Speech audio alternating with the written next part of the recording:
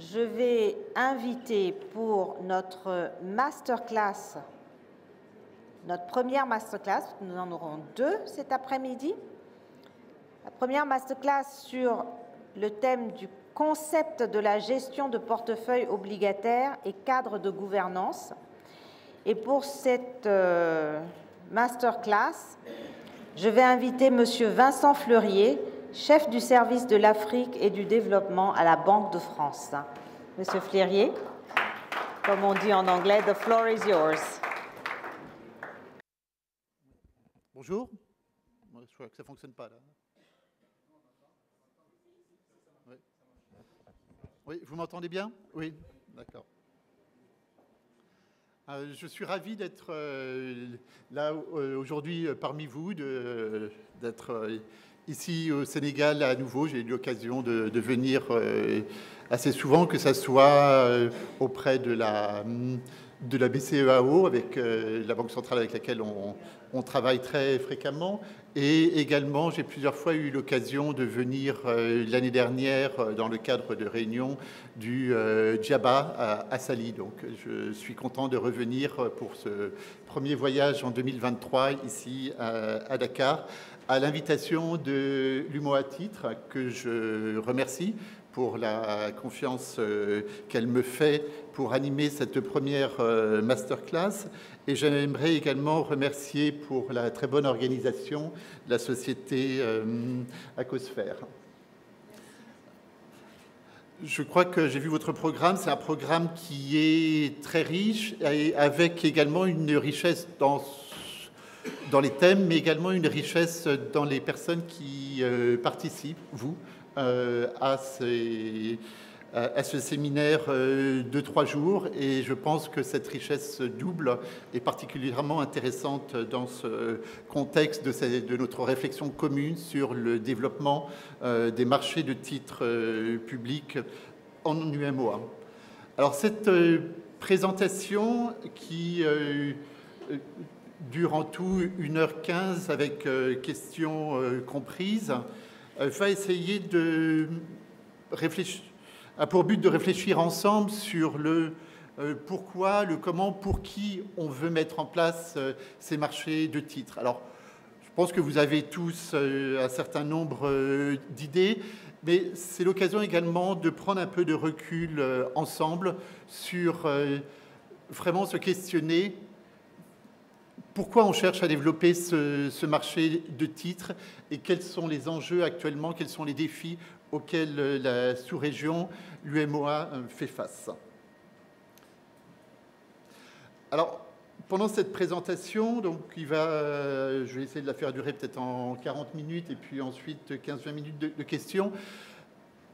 Je vous poserai sans doute quelques questions, mais si vous en avez, parce que vous ne comprenez pas, parce que je ne suis pas clair, n'hésitez pas évidemment à m'interrompre. Alors, j'essaye de faire avancer les slides. Voilà, c'est bon. Alors, il y a quatre parties qui reprennent un petit peu cette problématique sur laquelle on va s'intéresser cet après-midi, un peu le pourquoi, le comment et le pour qui. Alors, le premier thème, les enjeux, c'est typiquement le pourquoi. Pourquoi on veut avoir ces marchés obligataires ici, en UMOA, quel est l'intérêt pour nous tous, mais également pour tous les concitoyens de la sous-région, pour tous les entrepreneurs de la sous-région. Ensuite, le deuxième thème, c'est vraiment le comment, et puis pour qui, par qui, quelles vont être les personnes qui sont concernées, qui vont s'engager dans cette mise en place de ce marché. Et ensuite, les thèmes 3 et 4 que je souhaite aborder avec vous sont sans doute davantage destinés pour vous en tant qu'investisseur, que vous soyez banquier, que vous soyez assureur ou gestionnaire de fonds de pension. Un petit peu quel est l'intérêt finalement pour vous et comment vous pouvez bénéficier également de ces marchés financiers. Ah, c'est dans l'autre sens, oui. Pardon. Alors, quelques chiffres qui datent un petit peu. Il y a sans doute eu des progrès dans l'approfondissement de ces marchés financiers de dette publique, mais on voit que malgré des progrès importants, ça reste des marchés qui sont encore relativement étroits comparés à ceux qu'on peut trouver dans les économies avancées. Et on voit par exemple que dans les économies avancées, on a 95% de la dette émise par un État qui est en marché domestique. Donc il y a un rattrapage qui, je pense, vous en êtes convaincus, est nécessaire pour la sous-région, mais on va voir ça plus spécifiquement dans le premier thème sur les enjeux de la mise en place d'un tel marché financier.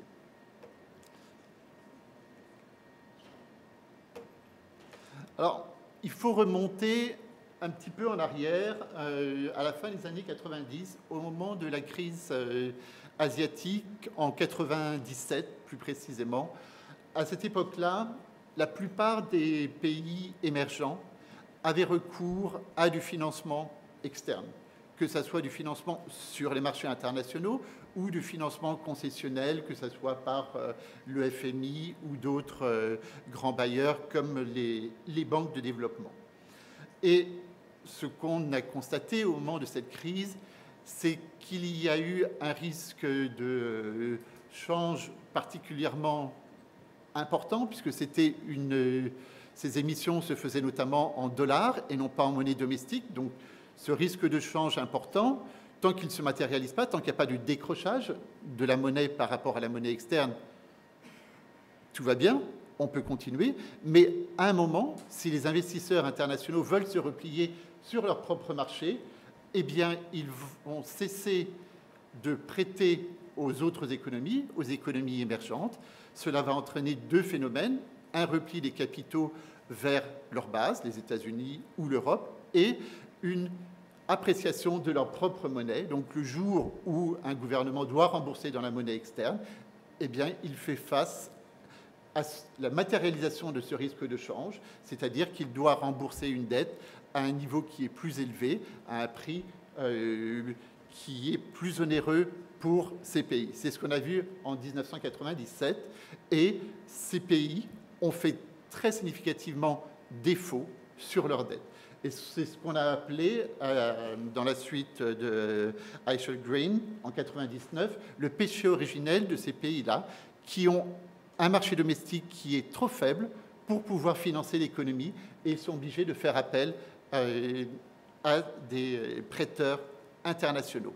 Donc ça, c'est un problème essentiel pour le développement de l'économie. Et cette fragilité est évidemment un enjeu tout particulier qui nous incite à développer le marché domestique. Je pense qu'ici, on est tous intéressés collégialement, au-delà de nos intérêts personnels et professionnels, au développement de l'économie de la sous-région. Donc, ne serait-ce qu'à travers cet argument, il est essentiel pour nous de réfléchir à comment être un peu plus indépendant de ces flux financiers internationaux. Et cette problématique est particulièrement d'actualité quand vous avez vu la réappréciation très forte du dollar l'année dernière, une remontée des taux d'intérêt aux États-Unis, rendant plus attractifs les investissements aux États-Unis.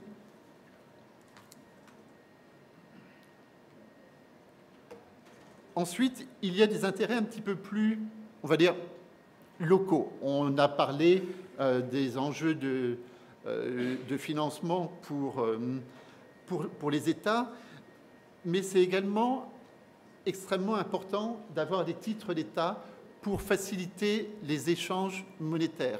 Il y a souvent, dans n'importe quel écosystème bancaire, un problème de confiance entre les acteurs financiers, et le fait de pouvoir apporter une garantie que représentent les titres d'État va réduire cette aversion à prêter, à faire des échanges, parce que le risque va être moindre. Donc, à partir du moment où on a des titres d'État, les échanges interbancaires, qui sont essentiels pour toutes les banques, vont être facilités. C'est également important, en tant que banquier, de pouvoir avoir une référence de taux d'intérêt quand on prête à des grands comptes d'entreprise, mais également à de la clientèle privée, de se dire, voilà, à quel taux je peux prêter normalement à 2 ans, 3 ans, 4 ans. Donc si on a un marché de dette publique, on se dit, ça sera forcément un peu plus élevé que ce taux-là. Donc pour découvrir le prix de l'argent, c'est essentiel pour un banquier d'avoir un marché de la dette publique. J'ai parlé du collatéral déjà. Et l'autre point également important, il y a des investisseurs institutionnels qui ne sont pas banquiers ici. Et c'est évidemment important parce que quand vous êtes gestionnaire, assureur ou de fonds de pension, vous captez de la prime et il va bien falloir investir cette prime. Et en prenant un risque moindre, eh bien, il faut des supports d'investissement dans la même monnaie que celle dans laquelle vous levez vos primes. Et ça va être un intérêt particulier d'avoir un marché de titres domestiques important. Ensuite, ça permet également de réduire l'aléa, le fait qu'il y ait tous ces avantages ne mettent pas de côté un certain nombre de risques qui peuvent être liés à ce développement des marchés domestiques dans nos pays. Le premier est le risque d'aléa moral. Si on a une autre possibilité pour un gouvernement de s'endetter, il va bien sûr en profiter. C'est tout l'intérêt que je vous exposais précédemment.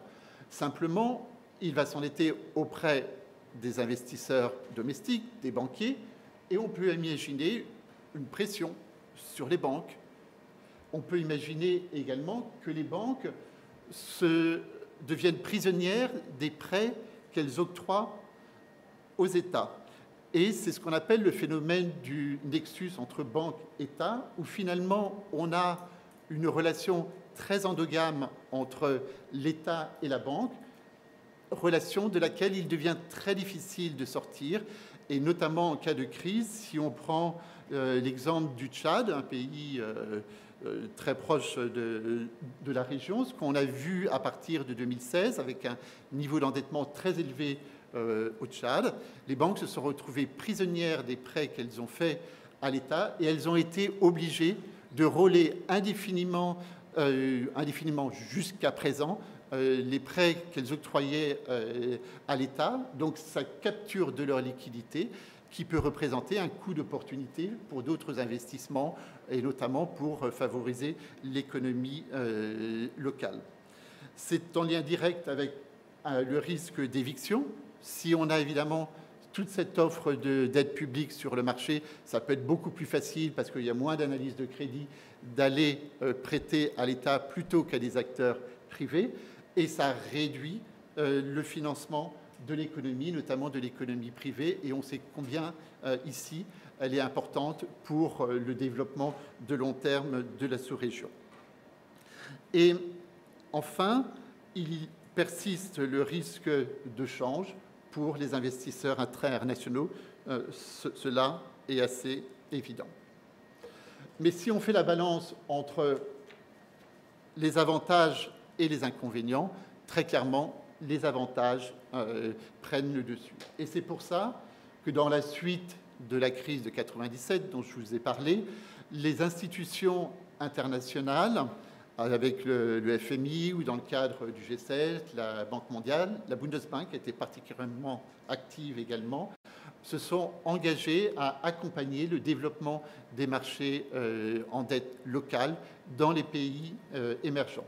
Il y a un certain nombre de documents auxquels je vous invite à vous reporter qui prescrivent, donnent des conseils pour tous les acteurs intéressés à ce développement sur comment mettre en place ce marché. Et il y a des actions très concrètes qui ont été préconisées dans le cadre du G20 à partir de novembre 2011 avec de l'assistance technique, un développement de bases de données afin que les pays puissent avoir des retours d'expérience et puis un suivi des progrès réalisés. Et les 3 jours de séminaire organisés par UMO à titre participent pleinement de cette sensibilisation aux enjeux de développement des marchés de dette publique comme également les institutions internationales veulent y contribuer. Alors, je vous ai listé quelques progrès qu'on a vus, que vous avez sans doute également expérimenté au sein de l'UMOA.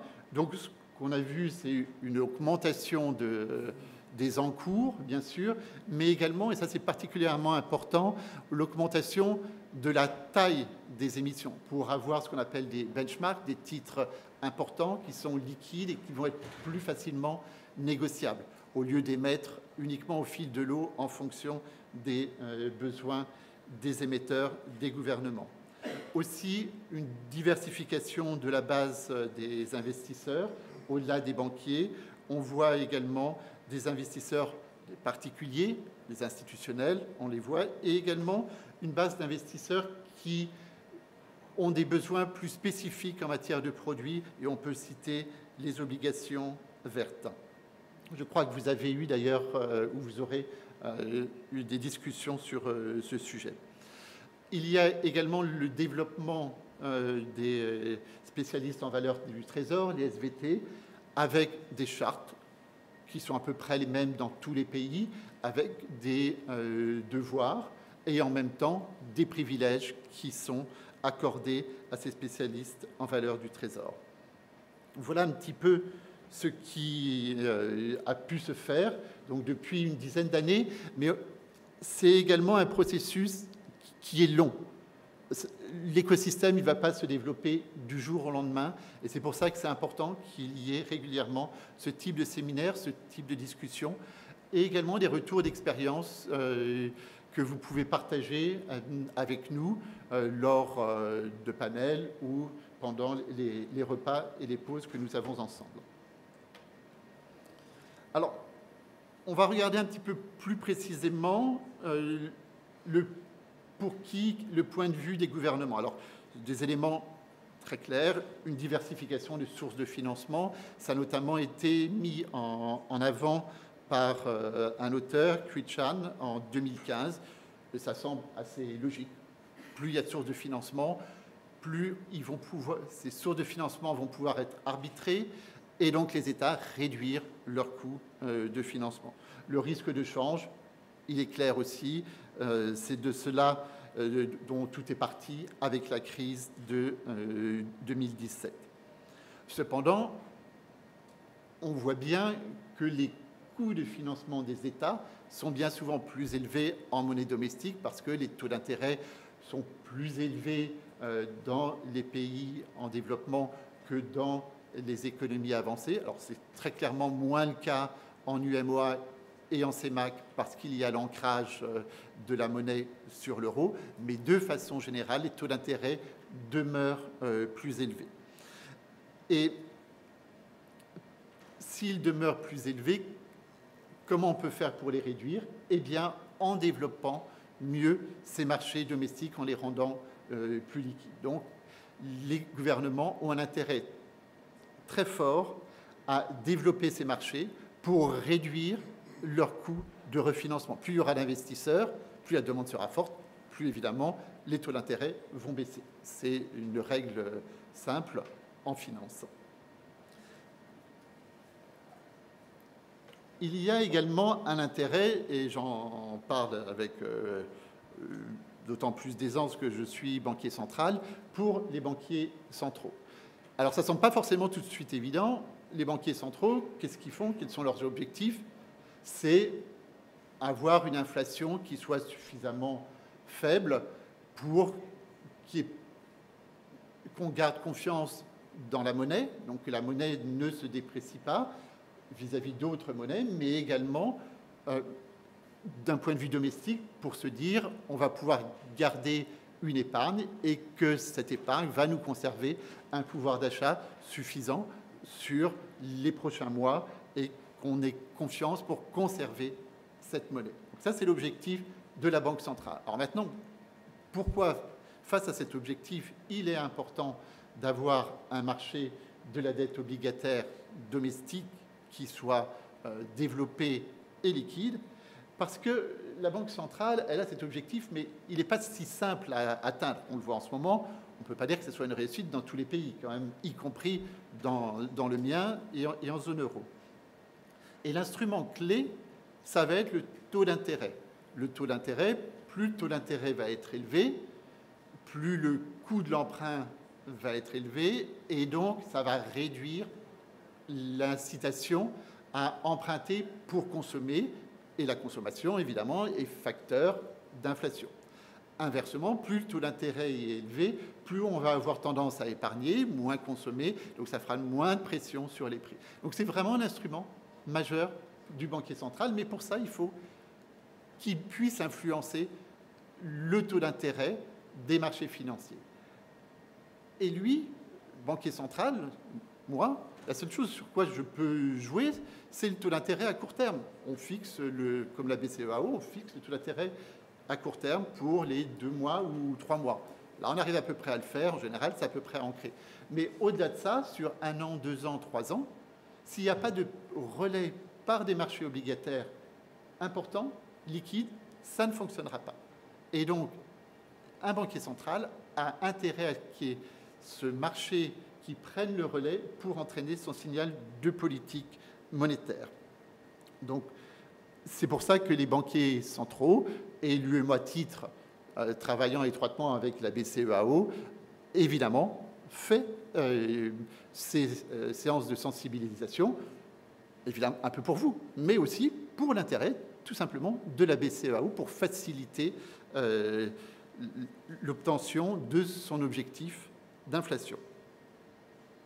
Et enfin, pour le système financier, eh bien pour vous, c'est intéressant parce que ça va avoir plus de support d'investissement et donc vous allez pouvoir diversifier vos risques. Je n'y reviens pas dans le détail. Et pour des émetteurs autres que les États, eh bien, de la même façon qu'un banquier peut découvrir le prix de l'argent, un émetteur, il va pouvoir se dire moi, a priori, je vais pouvoir émettre un petit peu plus cher que l'État. Donc, il se rend compte si finalement son investissement qui est prévu peut être rentable face à son coût de financement. Donc, c'est également très important pour les investisseurs privés. Alors, en revanche, il y a beaucoup de freins. J'en ai listé un certain nombre ici. Pour les émetteurs, c'est souvent parce que le marché est peu profond, pas assez d'épargne domestique. Donc ça veut dire qu'il faut travailler sur ces sujets-là, que le coût de financement peut être plus élevé que des financements concessionnels par les banques de développement. Et puis aussi un problème d'infrastructure, souvent. Parce que quand on émet des titres, eh bien ces titres, il faut qu'ils soient conservés quelque part. Alors ils ne sont pas conservés physiquement, ça n'existe plus maintenant, mais il faut qu'il y ait quand même une entité de confiance, souvent la Banque centrale, qui va enregistrer le fait que, comme un notaire, vous ayez un titre financier. Et pour les investisseurs qui soient résidents ou non résidents, souvent c'est le risque de crédit. Le cadre législatif et réglementaire est particulièrement important pour les investisseurs internationaux. Aquasphere est une société qui est basée à Londres et s'il y a beaucoup d'investisseurs financiers qui préfèrent le droit anglais, c'est parce qu'il est connu, il est protecteur pour les investisseurs internationaux, ou également le droit new-yorkais va être particulièrement intéressant. Mais avoir du droit domestique, ce qui est évidemment le cas quand on émet des titres en monnaie locale, c'est parfois moins rassurant pour les investisseurs internationaux. Donc il va falloir que les États travaillent à un cadre juridique robuste. Il faut évidemment une transparence avec des plateformes pour les marchés financiers. Donc voilà un petit peu ce sur quoi on veut travailler tous ensemble, tous les acteurs intéressés par ce développement. Et vous avez vu qu'ils sont nombreux, vous qui êtes là, mais moi aussi, en tant que banquier central ou à la BCEAO. Donc comment on s'y prend? On s'y prend, comme aujourd'hui, en faisant des séances de sensibilisation, je vous l'ai dit, mais il faut également bien analyser l'écosystème actuel. Alors là, ce sont des slides qui ne sont pas forcément très lisibles, mais c'est pour vous montrer en fait que c'est compliqué. Vous voyez, il y a plein de flèches, Il y a plein d'acteurs, à la base des investisseurs, les infrastructures de marché, les différents acteurs. Donc il faut analyser tout ça. Ça prend du temps. Tous ensemble, il faut réfléchir et il n'y a pas quelqu'un qui va arriver, que ce soit la Banque mondiale, le FMI, en disant « voilà, ça c'est la recette, vous appliquez ». Non, il y a des cas qui sont différents dans chaque pays et dans chaque sous-région. Donc il faut bien avoir en tête qu'il n'y a pas d'approche univoque. Il y a des expériences qui sont partagées, mais c'est surtout la discussion avec vous, les acteurs financiers, qu'il est important d'avoir. Je n'ai pas pu participer ce matin à vos échanges de panel, mais j'entendais qu'il y avait des questions sur pourquoi nous, on aurait un avantage, s'il y a des enjeux fiscaux, s'il y a des enjeux de liquidité. Donc il faut vous écouter pour que collégialement, on arrive à développer ces marchés, parce qu'on y a tous à gagner. Quelques pistes, quelques axes. On dit qu'il n'y a pas de solution univoque. On ne va pas non plus totalement réinventer la roue, donc je cite quelques exemples. En 2018, il y a des auteurs, Jonasson et Papaioannou, qui considéraient qu'il y avait 3 étapes. Bon, c'est assez intuitif, les marchés primaires et secondaires, accroître la liquidité de marché, mettre en place des produits dérivés. Mais dans quel ordre on va mettre tous ces blocs? C'est souvent la question, et il ne faut pas attendre d'avoir terminé l'étape 1 pour passer l'étape 2.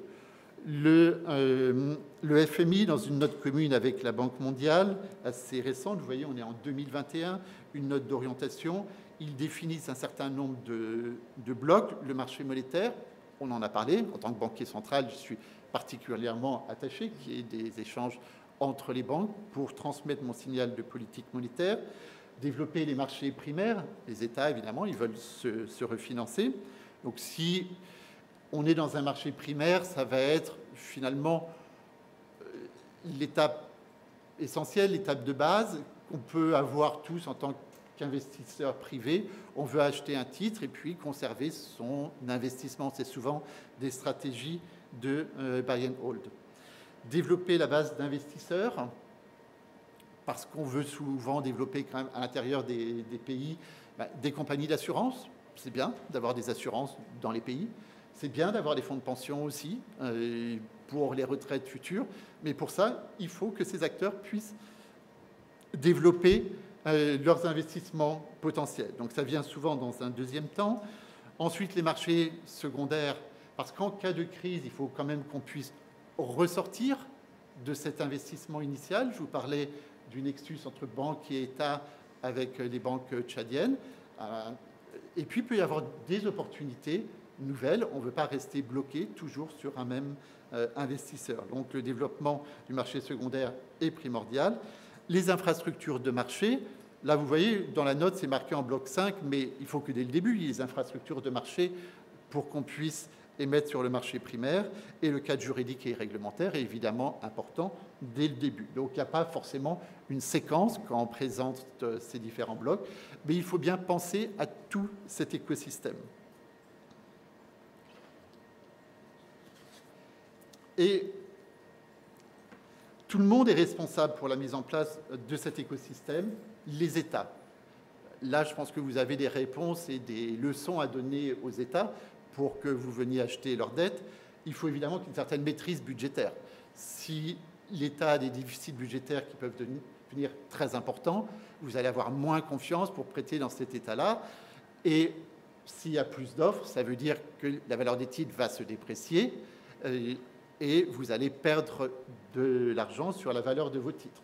Donc ça, très spontanément, c'est important que vous donniez ces conseils aux États en leur disant il faut une maîtrise budgétaire, il faut aussi qu'il y ait une transparence sur les émissions, de la prévisibilité, il faut qu'il y ait un cadre légal robuste, j'en ai parlé, puisque souvent à travers le Parlement, c'est là qu'on va protéger les investisseurs pour être sûr que vous puissiez avoir des recours si jamais il y a un retard dans un délai de paiement.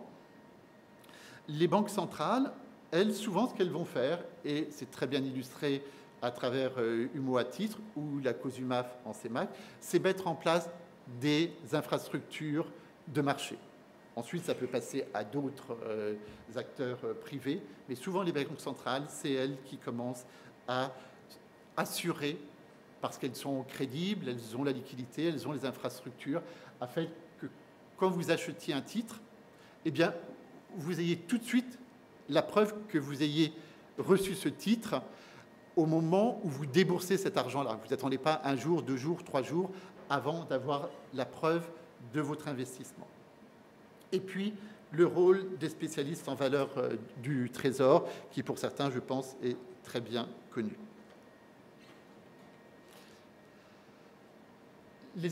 La base d'investisseurs, c'est important de le mentionner là, mais j'en ai déjà parlé assez précisément, donc je ne vais pas y revenir. Mais un point sur les investisseurs internationaux qui sont souvent présents dans les pays en développement. Pour eux, ils vont avoir des règles de risque de crédit et des risques de liquidité qui vont être en général beaucoup plus importantes. Donc il va falloir qu'eux aussi fassent part de leur cadre réglementaire à l'intérieur des banques pour pouvoir communiquer aux émetteurs potentiels pourquoi ils achètent et pourquoi ils n'achètent pas. Donc ce rôle est particulièrement important pour la sous-région, que ce soit ici en UEMOA ou également en CEMAC. Et enfin, une diversité des titres. Je n'y reviens pas, nous en avons déjà parlé. Alors, les 2 dernières parties qui seront plus rapides, finalement, vont vous concerner un petit peu davantage et sans doute que dans le cadre de nos séances de questions-réponses, on pourra rentrer un peu plus dans le détail de ces éléments. Donc, l'objectif, je pense notamment aux banques commerciales, mais on pourrait également répliquer cela pour des assureurs ou des fonds de pension, c'est bien sûr de développer, participer à l'écosystème de son pays, et heureusement, mais c'est également de réaliser des profits dans le cadre de son modèle économique. Et simplement, les activités qu'on peut avoir sur des titres, ce sont des activités qui demeurent risquées, et il faut pour cela un cadre de gouvernance qui soit très strict et bien défini. Ce cadre de gouvernance va comprendre traditionnellement 2 grands comités. Un comité des risques, on a pour les prêts que l'on fait à la clientèle finale un comité de crédit, c'est un petit peu la même chose. On va définir les règles, les quantités de prêts que l'on peut octroyer. Il va bien falloir faire attention également aux risques opérationnels et également les codes de bonne conduite. Je vais parler d'aléas moraux, de conflits d'intérêts. Ils sont évidemment très présents et dans toutes les banques, j'ai travaillé également en banque commerciale, on nous fait signer, j'imagine que c'est le cas pour vous, les codes de bonne conduite, des chartes. Et ce n'est pas quelque chose qu'il faut bien sûr négliger. Mais une fois qu'il y a ce cadre-là, on met également en place des comités d'investissement. Parce que ce cadre de risque, c'est un cadre de long terme qui correspond à l'appétit général du risque de la banque. Mais les marchés, comme vous le savez tous, bougent. Il y a de nouveaux émetteurs, il y a des nouveaux risques qui apparaissent, de nouvelles opportunités. Donc le comité d'investissement va permettre de réfléchir ensemble, d'analyser la situation et qu'est-ce qui va être le plus propice pour nous, pour investisseurs, comme investisseurs, pour finalement tirer le meilleur parti de son modèle économique. Alors je souhaite quand même revenir un petit peu sur ces critères d'investissement, sur les principes, qui sont parfois pas suffisamment bien connus de la part d'un certain nombre de risk managers. Moi, j'ai travaillé côté front office, donc j'ai vu un petit peu comment des critères d'investissement mal conçus pouvaient poser des problèmes dans le cadre de la gestion. Alors, certes, ces critères d'investissement, ils sont décidés par des risk managers, pas par les gestionnaires. Ça, c'est très clair. Le gestionnaire peut en revanche donner son avis pour savoir s'il va pouvoir, dans ce cadre-là, faire son travail. Si évidemment il y a trop de contraintes et qu'il ne peut pas faire son travail, il faut une alerte. Et c'est une donnée extérieure qui s'impose au gestionnaire, ça c'est tout à fait clair, mais ces règles doivent être absolument claires, compréhensibles, sans aucune ambiguïté. Il n'y a pas un arbitraire possible qu'un risk manager dise « Ah, en fait, il faudrait interpréter différemment, tu me demandes si tu ne comprends pas et je déciderai un peu comment il faut faire. » Donc ça, c'est vraiment extrêmement important à retenir et c'est souvent le premier reproche que quelqu'un du front office va faire à son risk manager en disant « La règle n'est pas claire et donc je ne peux pas travailler dans ces conditions. » De la même façon qu'il y a un code de la route, s'il y a des règles qui sont ambiguës, on ne va pas pouvoir travailler ensemble. Et il faut que ces critères d'investissement ils soient quand même vus, analysés de façon dynamique pour bien correspondre aux risques de marché. Alors, les risques qui sont assez bien connus, ceux qu'on doit regarder, notamment les risques de crédit, c'est ce qu'on a de façon traditionnelle quand on prête à de la clientèle privée. Mais ce qui va être un peu plus nouveau, souvent, c'est les risques de marché, le risque de change que l'on peut connaître, mais également les risques de taux, de duration. Et tous ces risques-là, en fait, une bonne gestion de ces risques va nous ouvrir beaucoup d'opportunités pour rentabiliser au mieux notre cadre d'investissement. Je vais aborder quelques pistes, mais la présentation qui me fera suite à celle-là, je crois, ira beaucoup plus dans le détail de la gestion obligataire que vous pouvez mettre en place. Alors, le pendant du risk manager, c'est évidemment le gestionnaire, le front office. Donc, je disais qu'il doit avoir un cadre transparent, un cadre qui doit être univoque, pas équivoque, pas d'arbitraire. Il faut qu'il y ait des outils analytiques. Donc, évidemment, il y a quand même une charge d'investissement. On ne peut pas faire ça sur un coin de table. Il faut des échéanciers. Il faut bien voir quand on va avoir telle tombée de coupon, quand on va avoir un titre qui arrive à maturité, quelle liquidité dont on dispose pour investir sur des nouveaux titres. La décision de gestion est prise au niveau du gestionnaire parce qu'il faut réagir souvent rapidement. On ne va pas demander à chaque fois une validation d'un supérieur hiérarchique. Il peut y avoir un niveau de seniorité, de juniorité, certes, et de dire qu'un junior peut prendre des pauses jusqu'à tel montant et qu'après, c'est la responsabilité du senior. Mais il faut pouvoir être réactif et ça n'empêche pas qu'après, mais simplement ex post, on vérifie que le gestionnaire a bien respecté le cadre de risque. Et non seulement on va vérifier qu'il respecte bien les règles, et là, s'il ne respecte pas les règles, évidemment, il peut y avoir une erreur, comme dans le cadre du code de la route, on peut faire une erreur, mais si elle est systématique, là, souvent, on va changer quand même le gestionnaire. Donc, c'est quand même des personnes qui ont des responsabilités importantes. On leur confie l'argent de l'institution. Donc, le non-respect des règles, très souvent, entraîne une mise de côté des gestionnaires au sein de la banque ou de l'assureur. Et ce qu'on va regarder, finalement, c'est aussi si le gestionnaire il a un bon rendement d'investissement, mais également rendement rapporté au risque pris. Si on reprend une comparaison avec la voiture, eh bien, certes, on peut faire un parcours en un temps donné relativement faible, mais peut-être que ce parcours, on l'aura fait de temps en temps en roulant très vite, en s'arrêtant, et donc on va avoir une consommation d'essence, particulièrement chère en ce moment, qui ne va pas du tout être efficace. C'est plus intéressant de rouler, on nous dit toujours, à température à peu près constante. Donc, on va avoir le même rendement parce qu'on roule dans un temps très bref, mais en consommant moins d'essence, et là, en consommant éventuellement moins de limites de risque qui peuvent être utilisées pour d'autres investissements. Si on consomme moins d'essence, on pourra faire d'autres trajets, aller plus loin. Voilà pour un peu donner une comparaison un petit peu pratique, mais c'est bien comme ça qu'il va falloir analyser si la gestion est bonne et en lien avec les attentes du comité d'investissement. Alors, sans vouloir trop déborder sur la présentation suivante, mais en tant qu'ancien gestionnaire, que ce soit de réserve de change ou également gestionnaire obligataire dans le cadre de banques privées, ce que j'ai tout de suite vu, c'est que toutes les stratégies de détention des titres jusqu'à maturité, c'est clairement pas ce qu'il y a de plus rentable, c'est ce qu'il y a de plus facile.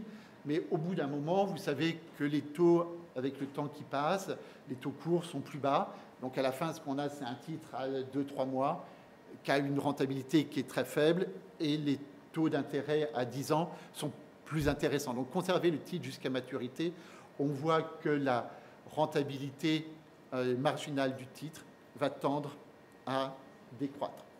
Donc c'est contre-productif juste comme ça, juste parce que le rendement, avec le passage du temps, va diminuer.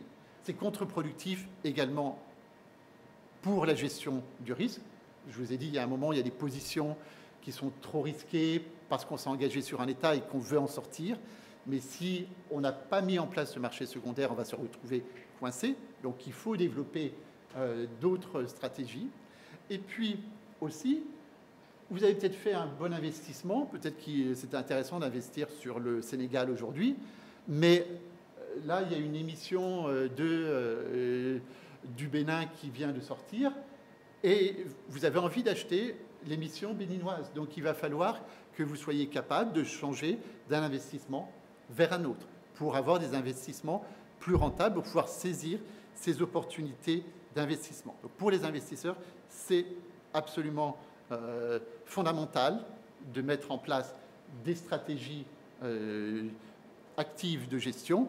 Et après, pour les émetteurs, plus il y a de liquidité, vous savez, plus le taux d'intérêt va baisser, moins ça sera cher. Donc évidemment, ça va être aussi quelque chose qui est très important pour les émetteurs. Et ils peuvent favoriser ce genre de stratégie de façon institutionnelle. On avait parlé, je crois, de fiscalité ce matin. Il y a souvent également dans le cadre des règles prudentielles. Les règles prudentielles peuvent être plus coûteuses si on détient les titres jusqu'à maturité, alors que si on voit que ce sont des titres qu'on peut échanger fréquemment, il y a moins de risque de liquidité et en général, le capital que l'on met en face de ces titres-là va être moindre. Donc, on va encourager, vous, investisseurs, à faire tourner vos portefeuilles parce que ça va vous demander moins de capital, moins de fonds propres pour avoir ce type de stratégie. Alors, très rapidement, 3 types de stratégies assez classiques, assez faciles à mettre en place. Ce sont des stratégies dites de duration, donc soit long, soit court. Donc, est-ce qu'on va investir, pour le dire plus simplement, en étant long, c'est-à-dire d'investir massivement sur des titres et ne pas se mettre sur des positions cash. Position cash, c'est laisser son argent auprès de la Banque centrale. Et les banquiers centraux sont en général pas très généreux, ça je pense que vous le savez.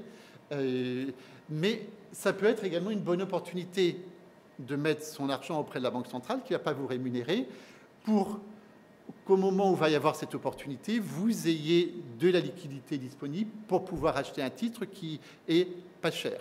Donc c'est pour ça, on va dire, on est long, donc on surinvestit sur des titres, et on est court parce qu'on se dit qu'il va y avoir une opportunité à venir. Et une opportunité à venir, c'est parce que tout simplement, on va se dire qu'il va y avoir des hausses de taux d'intérêt de la Banque centrale qui vont se répercuter sur la courbe des taux. Donc il faut un peu attendre avant d'investir. Donc voilà, c'est sans doute quelque chose que vous faites un peu intuitivement, mais qu'il faut développer. Et c'est quelque chose qui est très rémunérateur. Un autre élément, ce sont des stratégies dites de courbes. Alors, je vais vous montrer directement une courbe de taux que vous pouvez voir ici sur les écrans. C'est une évolution de courbe de taux entre 2 dates. Et vous voyez qu'en fonction de avec le passage du temps, eh bien, certains titres ont vu leur taux baisser plus que d'autres. Là, ce qu'on a vu, c'est que les titres à long terme ont vu leur rendement baisser plus que les titres à court terme.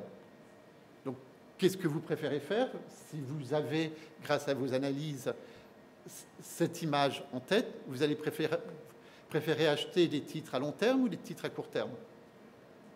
Pardon? Ah? À court terme, vous préférez? Ah, à long terme, pardon.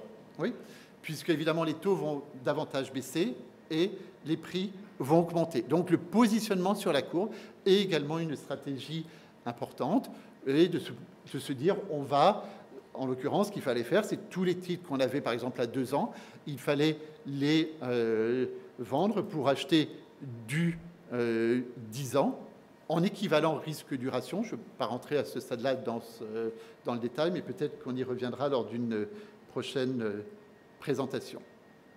Et enfin, ce qui est intéressant, et particulièrement ici dans la sous-région, où il y a plein d'émetteurs souverains, ce sont les stratégies de spread. Je vous disais, par exemple, vous avez des titres sénégalais, vous savez qu'il va y avoir une émission au Bénin, eh bien peut-être que vous allez vous repositionner sur un autre émetteur.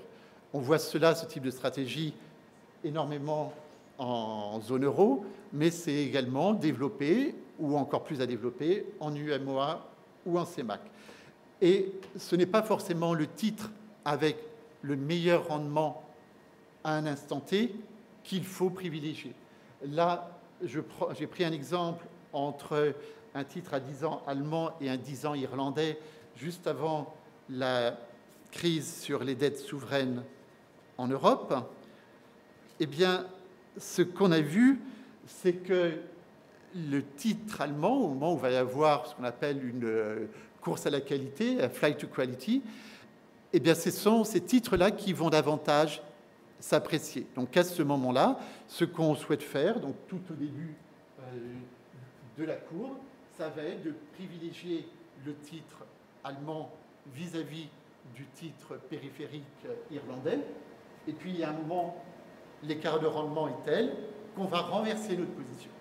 Donc ça, c'est les stratégies qui sont intéressantes à mettre en place au sein de la sous-région. Je pense que vous avez tous un avis sur quel devrait être l'écart de taux entre justement le Bénin, le Sénégal, la Côte d'Ivoire, etc.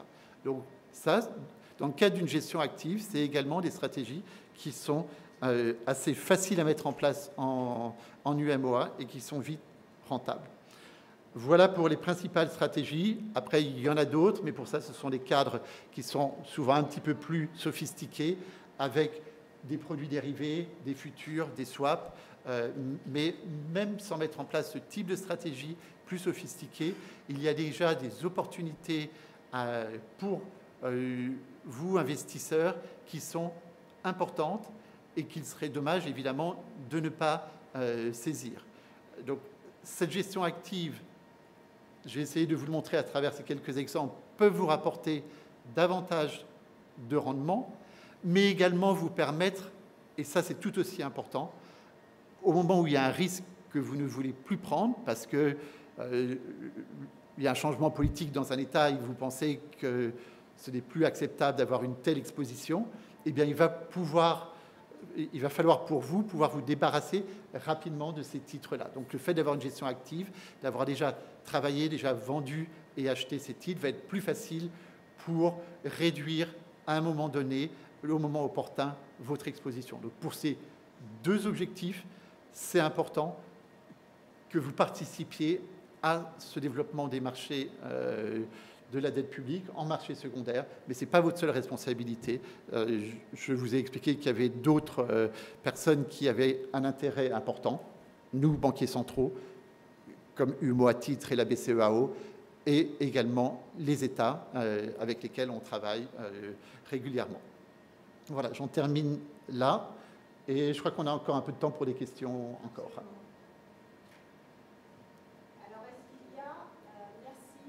Monsieur Fleurier, pour cette présentation, cette masterclass.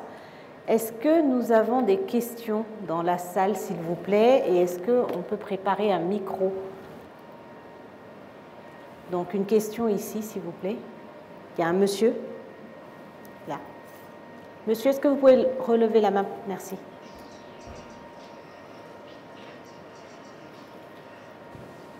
Merci beaucoup pour cette belle présentation.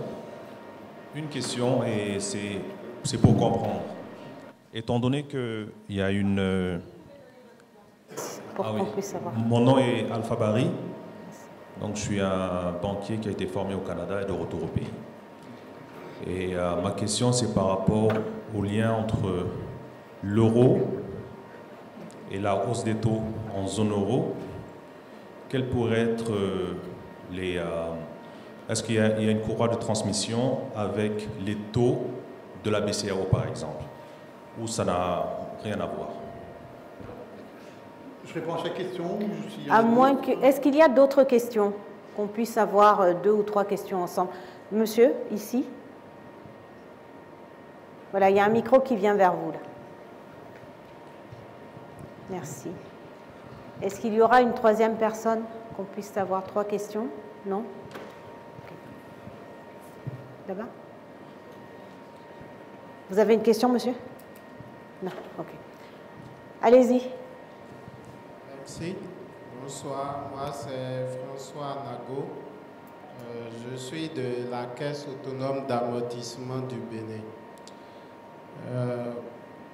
Ma première préoccupation, c'est de savoir, au regard du risque de change et du niveau de développement actuel de notre marché, qu'est-ce que vous pensez d'une émission en devise sur le marché régional, de la possibilité d'émettre sur notre marché régional, mais pas en francs CFA, mais plutôt en devise, comme étape initiale pour attirer les investisseurs étrangers. Ma deuxième question, c'est par rapport à la courbe des taux. Vous nous avez présenté une courbe de taux qui avait une forme concave et qui reflète la situation des marchés un peu plus développés, mais quand on regarde la courbe des taux de notre zone, il faut noter que nous avons quand même des particularités que jusqu'à présent nous n'arrivons pas à expliquer, où on se rend compte que au niveau du court terme, nous avons des niveaux de taux qui sont plus élevés et puis ça s'aplatit dans le long terme. Donc, est-ce que ce comportement voudrait dire que les banques en fait de la sous-région ne sont pas vraiment rationnelles? Merci. Merci pour votre question, monsieur. Je crois qu'on va répondre à ces 2 questions-là, en attendant de voir s'il y en a d'autres. Merci. Alors, le lien entre la hausse des taux en zone euro et en BCEAO. Alors, je pense que vous faites allusion évidemment à l'ancrage du franc sur l'euro, donc qui va bien sûr créer un lien entre les devises, mais est-ce que si on a le lien entre ces 2 devises, est-ce qu'on a forcément le lien sur le taux d'intérêt? Eh bien, la réponse est non, pas nécessairement. Le lien, il existe si on peut arbitrer les 2 marchés de façon totalement libre. En d'autres termes, si le compte de capital de la balance des paiements est totalement ouvert. Ce n'est pas le cas en UMOA, ce n'est pas le cas non plus en CEMAC. Il y a des pays, si on prend Hong Kong, où on a un PEG sur le dollar, le compte de capital est totalement ouvert, donc les arbitrages peuvent se faire immédiatement. Et bien dans ce cas-là, évidemment, la Banque centrale doit immédiatement réagir pour mettre le taux à un même niveau. Et le fait qu'il y ait ces contrôles de capitaux, ça redonne ce qu'on dit de l'autonomie à la Banque centrale. Et peut-être que certains d'entre vous ont entendu parler du triangle d'incompatibilité de Mundell. Donc, le triangle d'incompatibilité reprend en fait les 3 termes dont je viens de parler. Donc, le régime de change, si on a un taux de change fixe. Est-ce qu'on peut avoir un taux de change fixe, un compte de capital ouvert et une autonomie de la Banque centrale? Et Mundell nous dit non, ce n'est pas possible parce qu'il y a un arbitrage. Si en revanche, un des 3 angles de ce triangle n'est pas respecté, et bien dans ce cas-là, on retrouve de l'autonomie. Donc on va retrouver de l'autonomie si on est en régime de change flexible, même si on a un compte de capital qui est ouvert. Ou si on est en régime de change fixe, eh bien, on va retrouver de l'autonomie si le compte de capital n'est pas ouvert. Cela étant dit, vous allez me dire, mais regardez, finalement, tout le monde augmente les taux d'intérêt. Oui, évidemment, parce que on est des économies qui sont globalisées. Quand il y a de l'inflation, en général, il y a de l'inflation à peu près partout, surtout en ce moment. On sait que c'est un choc externe qui a été alimenté encore plus depuis le déclenchement de la guerre en Ukraine. Mais pour illustrer le fait qu'il peut y avoir des politiques de banque centrale qui sont concomitantes, même s'il n'y a pas de lien organique par un taux de change fixe, c'est évidemment l'exemple très fort qu'il y a entre la Fed et la BCE. Souvent, les deux banques centrales, elles augmentent leur taux d'intérêt en même temps. Et pourtant, il n'y a pas de taux de change qui est fixe avec l'un ou l'autre. Donc, voilà un peu pour donner le cadre. Donc non, il n'y a pas de mécanismes qui font qu'il faut absolument suivre ce que fait la BCE, même s'il y a un taux de change fixe, parce qu'il y a une autonomie qui est rendue à la Banque centrale grâce au contrôle des capitaux. Cela étant dit, nous sommes dans une économie mondialisée, l'inflation est à peu près partout dans tous les pays, et puis, même s'il n'y a pas le compte de capital, oui, il est réglementé, mais on sait qu'il y a une certaine porosité quand même dans la sous-région et qu'on peut faire quelques arbitrages entre un pays et un autre. Voilà pour cet élément. Concernant la question de mettre en place un marché domestique, mais en dette libellée en monnaie étrangère, c'est théoriquement pas impossible, mais je ne suis pas sûr que ça résolve facilement un certain nombre de problèmes.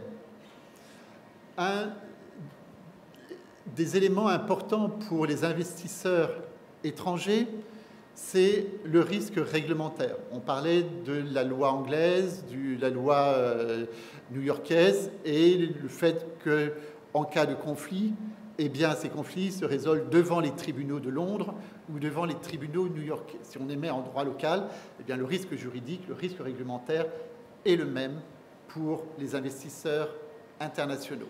Donc déjà, cet élément-là, qui est un élément clé, ne va pas être résolu.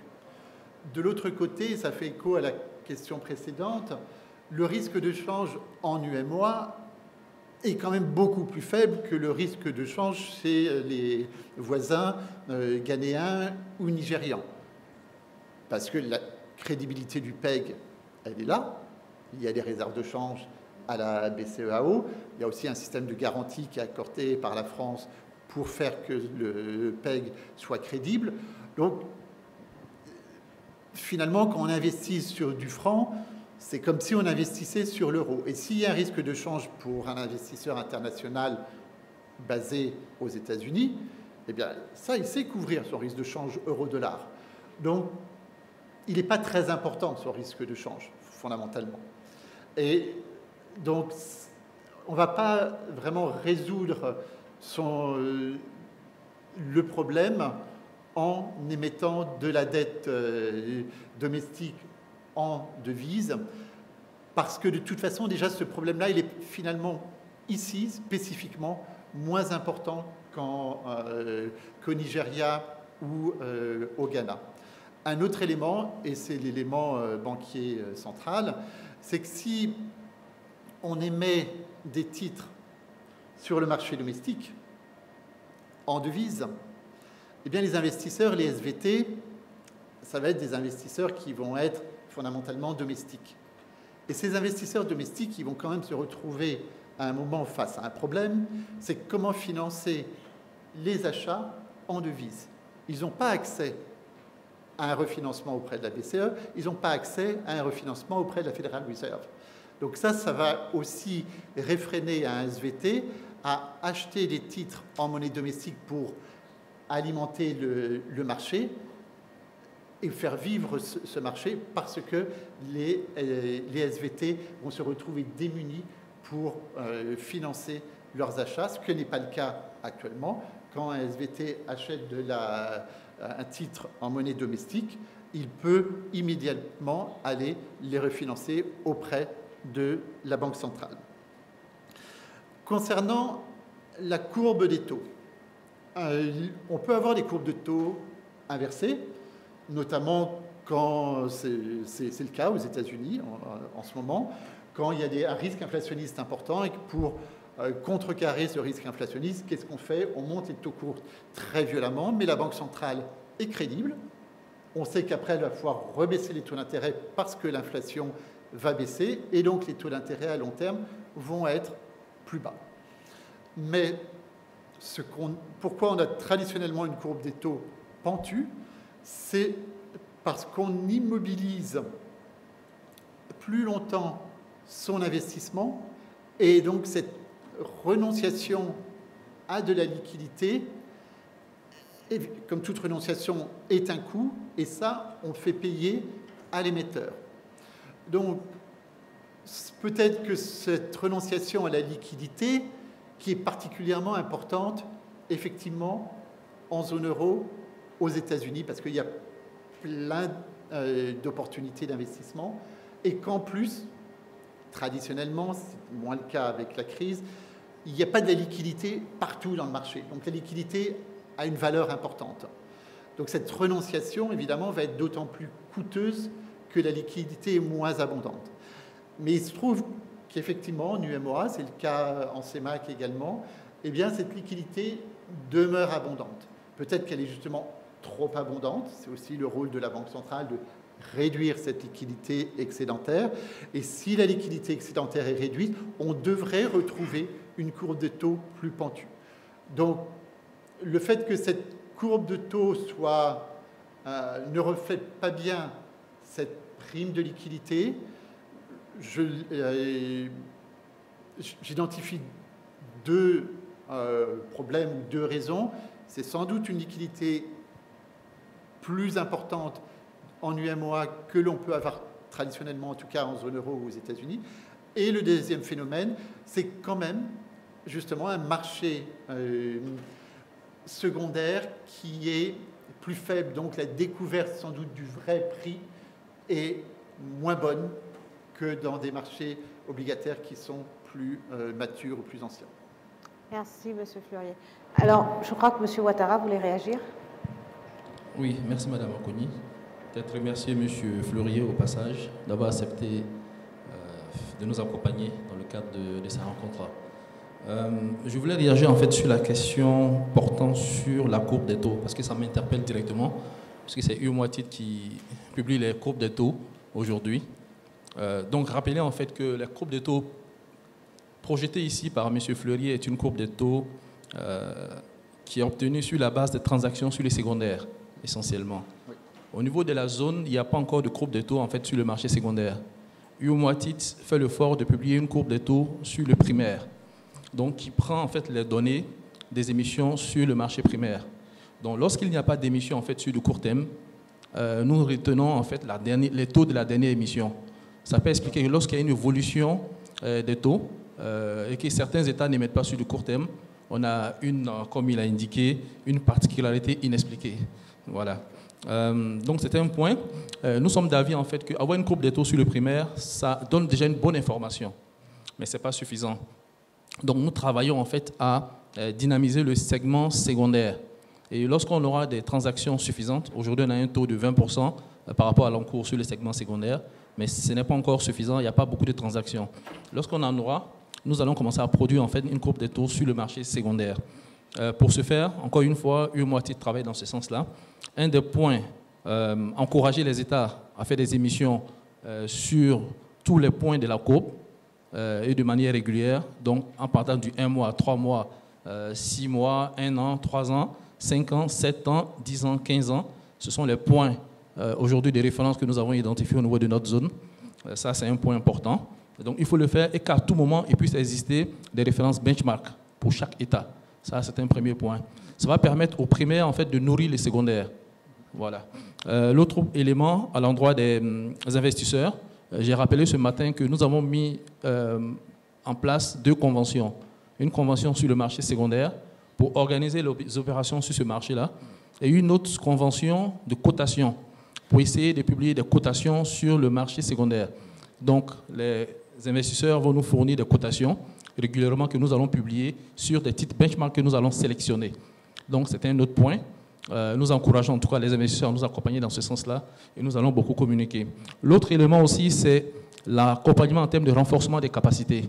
Parce que là aussi, je l'ai répété ce matin, un titre 5 ans émis cette année, dans 2 ans, ce n'est pas un titre 5 ans, c'est un titre 3 ans.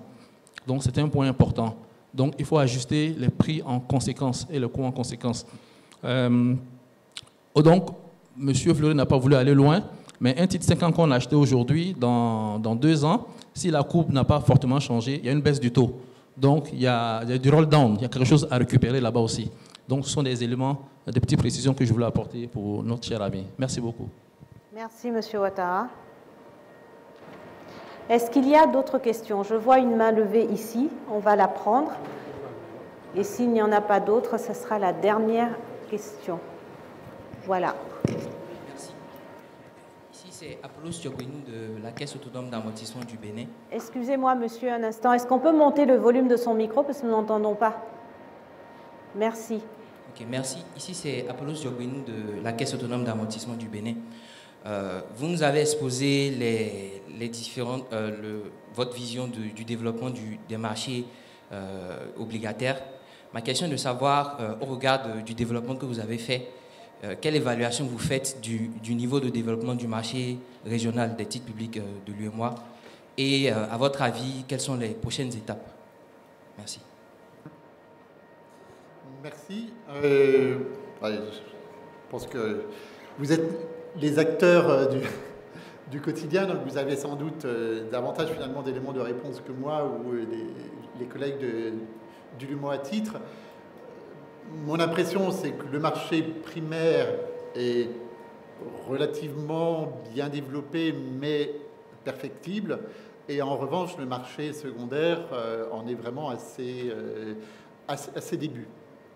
Donc, et pour cela, quelles sont les étapes? C'est celles que j'ai essayé un peu d'expliquer, qui ont été rappelées. C'est que les États émettent sur le plus loin possible sur la courbe. En tout cas, il faut éviter qu'il y ait, pour le dire de façon un petit peu crue, qu'il y ait des trous dans la courbe. On ne va pas mettre du 2 ans et du 10 ans pour dire qu'on va loin, et de pouvoir émettre régulièrement, et éventuellement de réémettre un même titre. Donc ça, c'est quelque chose qui est important. Donc que les États viennent communiquer. Je crois qu'il y avait pas mal d'États qui étaient venus vous voir, mais vous expliquent leur stratégie et qu'eux apprennent de vous. Parce que finalement, ils ont tout à gagner que vous leur disiez ce qu'il faut faire. Et l'autre étape, c'est évidemment les SVT. C'était rappeler quel rôle majeur des SVT. Les SVT, il y a des gains et des devoirs. Donc le fait de les obliger à avoir des cotations, et des cotations suffisamment serrées pour qu'il y ait de la liquidité, et pour des quantités aussi. Il ne faut pas qu'on puisse venir et qu'on traite juste pour une centaine de millions de francs. Il faut que ce soit des montants qui puissent être suffisamment importants pour donner vraiment de la liquidité. Eh bien, en échange, parce que ça c'est un coût, c'est un risque que va prendre le SVT, il faut que les États donnent quelque chose au SVT. Et comment ça se passe? Qu'est-ce que ça veut dire donner? C'est un accès privilégié au marché primaire, souvent finalement de faire une cotation du marché primaire qui est un petit peu en dessous de ce qui est attendu sur le marché secondaire. Donc il y a une petite prime en fait à acheter ces titres-là. Et ce qui est également possible, et je sais que ça se fait de temps en temps dans la sous-région, ce n'est pas forcément une mauvaise stratégie, mais c'est quelque chose qui doit être bien encadré, c'est ce qu'on appelle la syndication. Et la syndication, c'est donc à la place de faire une adjudication publique compétitive, c'est de choisir quelques émetteurs, quelques SVT privilégiés en disant c'est vous qui allez pouvoir tout gérer et on vous donne une commission pour cela. Et ça, il faut quand même qu'il y ait de la transparence sur les commissions. C'est souvent pas bien le cas, mais c'est une façon également de rémunérer les SVT. Mais il faut qu'il y ait quand même des chartes très claires et qu'on ne rentre pas dans des conflits d'intérêts entre les États et les SVT. Mais il faut, pour développer donc, ce marché secondaire, ça passera par les SVT et tout le travail également que fait UMO à titre de sensibilisation, mais également de crédibilité dans les outils mis à disposition du marché, que ce soit en tant que teneur de titres et également de mettre des plateformes en disant on a coté et sans donner le nom et les quantités qui ont été cotées forcément, mais voilà, de rappeler les transactions qui ont été faites, par exemple le prix moyen sur une journée, etc. Voilà, mais oui, je crois qu'il y a encore sur le marché secondaire pas mal de travail à faire et c'est pour ça que ces séminaires organisés par UMO ATIS me semblent particulièrement importants et bienvenus. Merci, Monsieur Fleurier. Donc, s'il n'y a pas d'autres questions, nous allons clore cette session et... Pardon ? Donc, je disais que s'il n'y avait pas d'autres questions, nous allons clore cette session en remerciant M. Fleurier pour une très belle présentation. Et je vais vous inviter à aller prendre des rafraîchissements, un quart d'heure, et ensuite nous allons avoir une autre très belle session.